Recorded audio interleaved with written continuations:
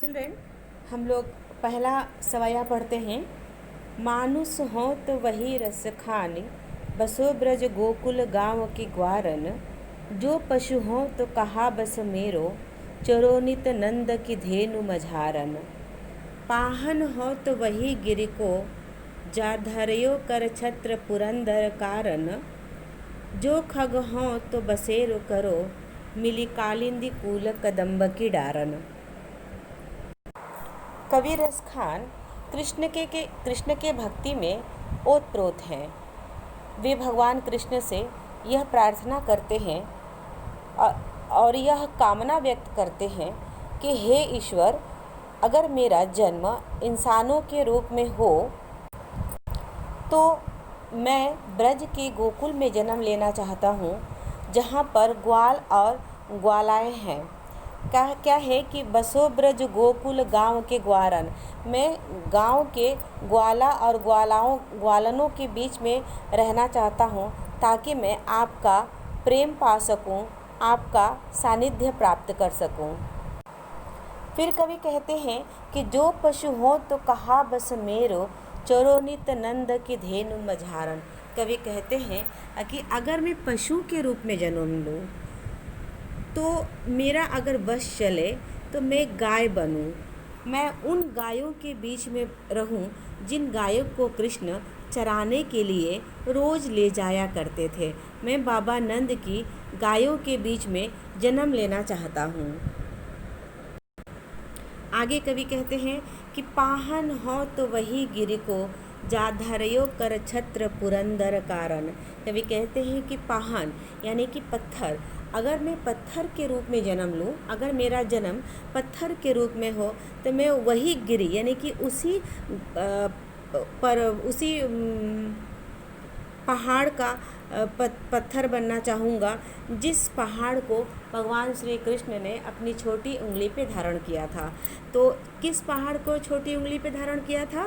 गोवर्धन पर्वत को श्री कृष्ण ने छोटी उंगली पे धारण किया था। क्या कह रहा है कवि कि जा धरयो कर छत्र पुरंदर कारण। पुरंदर जो है यहाँ पर इंद्र को कहा गया है। इंद्र भगवान एक बार कुपित होकर पूरे ब्रज को डुबाने के लिए घनघोर वर्षा कर रहे थे, तो सारे गांववासी बेहाल हो गए। भगवान श्री कृष्ण ने गोवर्धन पर्वत को अपनी छोटी उंगली पर उठा लिया था और उसके नीचे सारे ब्रजवासी ग्वाल ग्वालाएँ अपने अपने पशुओं के साथ आकर शरण लिए थे। इस तरह से भगवान श्री कृष्ण ने गोवर्धन पर्वत को अपनी उंगली पर उठाकर ब्रजवासियों की रक्षा की थी। कवि कह रहा है कि जो खग हो, खग मतलब होता है पक्षी, कह रहे हैं कि जो खग हो तो बसेर करो, मिली कालिंदी कूल कदम्ब की डारन। कवि कह रहा है कि अगर मैं पक्षी के रूप में जन्म लूँ तो मेरा बसेरा उस पेड़ पर हो जो पेड़ यमुना नदी के तट पर है। जो पेड़ यमुना नदी के तट पर स्थित है और भगवान कृष्ण उस पेड़ के नीचे बैठकर बंसी बजाया करते थे। इस प्रकार हम लोगों ने देखा कि कवि ईश्वर के प्रेम में बिल्कुल डूबा हुआ है। वह कहता है कि वह मनुष्य का जन्म ले तो ब्रज के ग्वाल बालाओं के बीच में जन्म ले, जिन ग्वाल बालाओं के साथ कृष्ण रहते थे।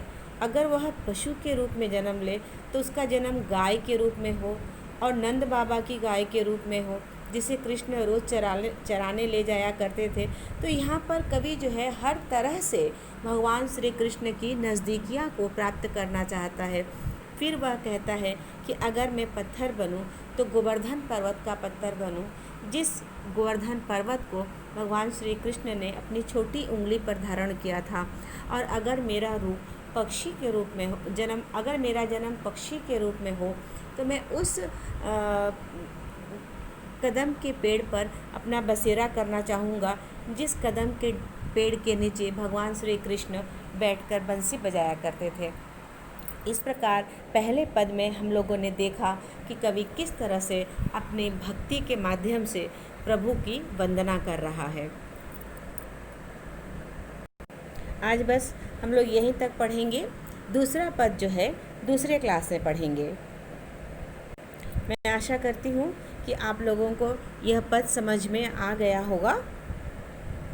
आप लोग इसको एक बार फिर से अपने घर में पढ़िएगा और इस वीडियो को सुनिएगा तो आपको इसका पूरा अर्थ समझ में आ जाएगा। ये इसकी भाषा जो है वो ब्रज भाषा है, इसीलिए हिंदी से थोड़ी अलग है। 2-3 बार पढ़ने पर आपको समझ में आ जाएगा। धन्यवाद। क्लास 7